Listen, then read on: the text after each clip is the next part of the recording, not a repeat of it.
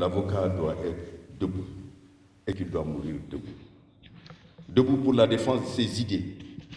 Debout parce qu'il est important qu'à chaque étape de sa vie, lorsqu'il y a des injustices, il doit être le premier à prendre sa robe et être debout. Et le barreau du Sénégal a répondu à cela. Quand on voit toute son histoire, jamais le barreau n'a reculé, quelles que soient les formes de pouvoir que nous avons connues depuis l'indépendance ici, au niveau du Sénégal. Et il le fait encore aujourd'hui. Et c'est tout à son honneur.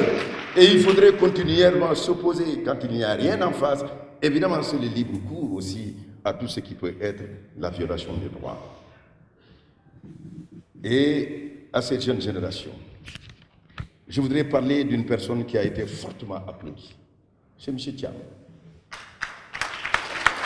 Alors je voudrais vous dire que votre lointain prédécesseur, évidemment en parlant du bâtonnier Elie Ousmane Sarr, mais je voulais parler de mon ami Félix Sow.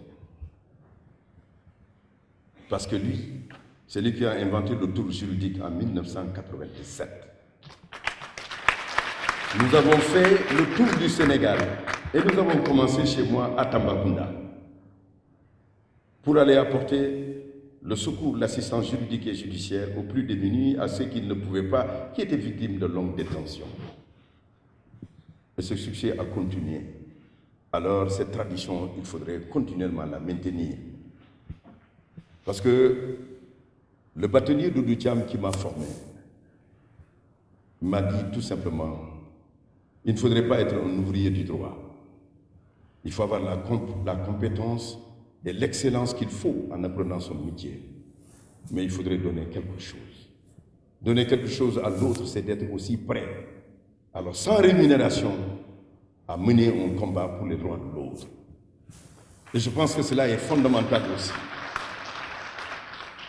Et je voudrais dire qu'avec lui, M. Thiam, rappelez-vous, les thèmes qui ont été, la plaidoirie qui a été donc développée par Nidal, et me rappelle la discussion fertile que nous avions eue à l'époque, il y a plus de 25 ans, portant sur Jacques Attali, sur la théorie des objets normaux. Vous êtes bien dans cela. Nous sommes rentrés dans cette ère, c'est un monde virtuel et prospectif. Nous y sommes, c'est votre monde à vous. Et les objets nomades que nous sommes, comme tous les objets volants, les téléphones portables, c'était déjà dans du virtuel, mais c'est la réalité de tous les jours. Pouvez-vous imaginer notre monde aujourd'hui sans téléphone portable? Mais il y a à peine 15 ans, il n'était pas possible, on était sur le fixe. Si on vous dirait que toutes les menaces possibles, toutes les maladies possibles sont aujourd'hui là pour qu'on ne puisse pas utiliser le téléphone, c'est peine perdue. Je n'ai pensé à rien, bien évidemment.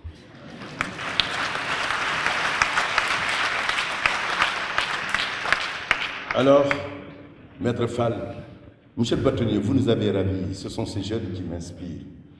Je voudrais pouvoir vous dire que vous avez encore raison de cette mobilisation salvatrice contre l'arbitraire et la tyrannie, de cette majorité tyrannique qui peut y avoir lieu. Mais Alexis de Tocqueville nous apprend aussi qu'il faudrait faire en sorte que, alors, si ce sont les majorités qui constituent les démocraties, qu'il n'y ait pas justement la tyrannie, la dictature de cette majorité sur la minorité.